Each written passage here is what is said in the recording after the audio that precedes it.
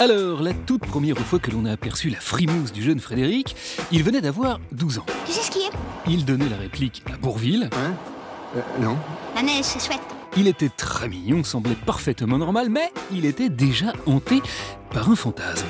J'avais envie d'être baraqué, viril et premier en gymnastique. Et puis, en grandissant, les choses se sont gâtées, car il a eu de plus en plus de fantasmes. Et le problème, c'est qu'il les a réalisés. Voilà, alors ça c'est Lettres d'amour en Somalie.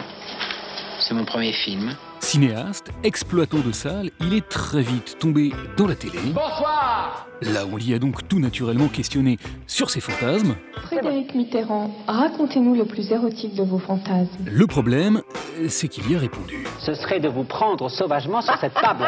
Cette dorisée courtisée par la pub, on lui a proposé tout et n'importe quoi, et le problème, c'est qu'il a dit oui. Vandale! Vous allez me ranger tout ça! Et puis, tel l'arroseur arrosé, le fantasmeur s'est retrouvé lui-même objet de fantasme du fait de son patronyme.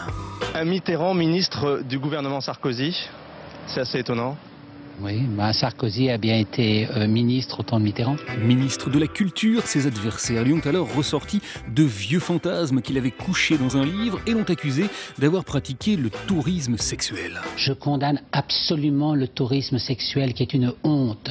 Et toutes les personnes qui m'accusent de ce genre de choses devraient avoir honte. Il y a survécu et est allé après le ministère tâter du France Inter.